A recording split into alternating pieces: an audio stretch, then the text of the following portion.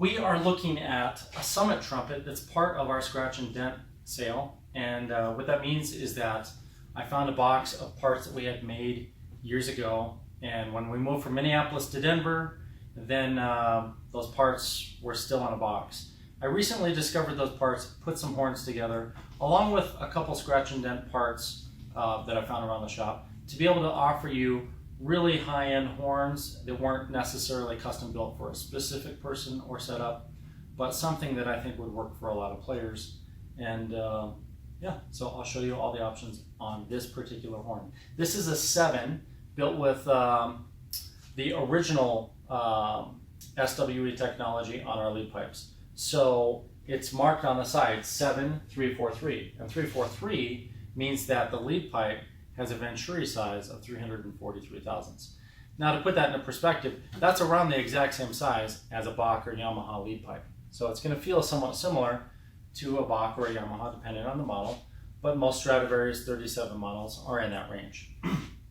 Now, this one does have a couple little scratches on it and a little ding right here. So it's not a perfect lead pipe. It was built many years ago, but it is a very high efficiency.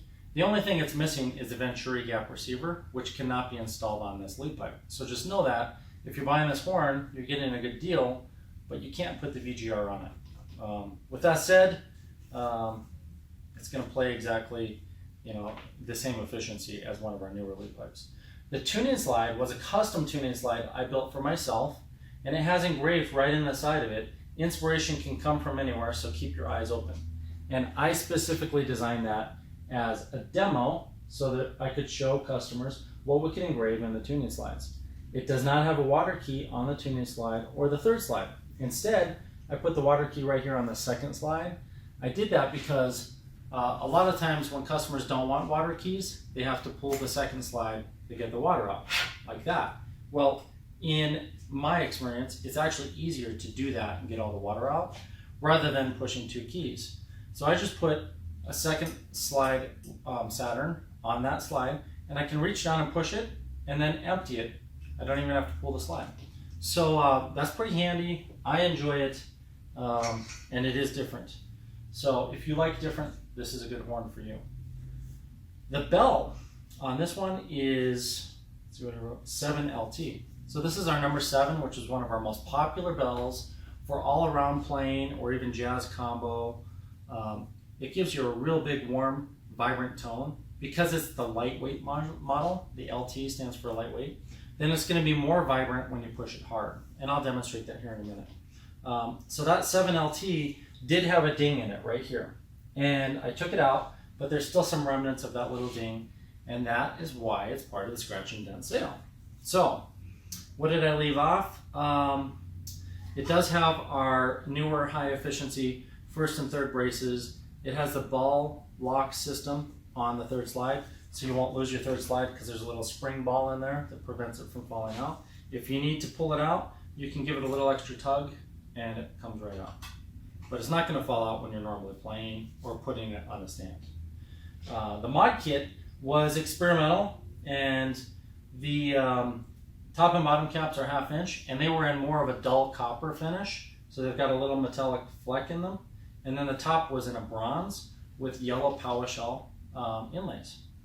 And I think that's it on this horn, so I'm just going to play it for you.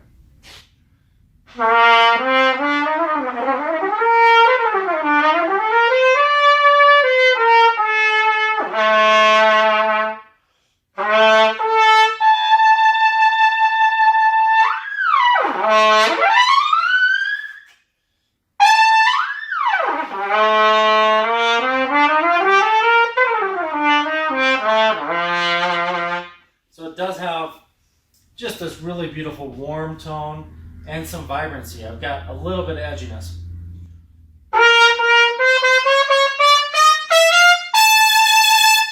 As soon as I push it, it will light up.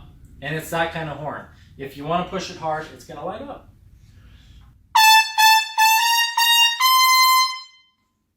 And it can seriously be a powerful horn. If you're doing lead work, the bell is going to spread the sound out more even to your audience, but it will still light up. So you'll have probably the most mature lead sound you can create on any horn with this bell. If you're not doing lead and you just want to play with finesse, you can still do that. Just don't overpower the bell. And really, there's no reason to.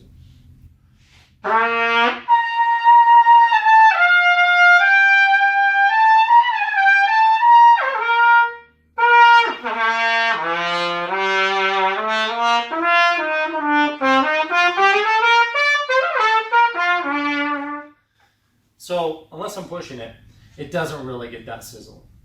Well, that's really all I have to say on this horn. If you are coming through Denver or if you live in Colorado, then I encourage you to come in and check out this horn. Because it's part of the Scratch and Dent sale, then it was discounted quite a bit. There's a $2,500 promo code for this horn in particular. And I'll tell you, that's just a huge savings. So I want to thank you for joining me, and I'll see you next time.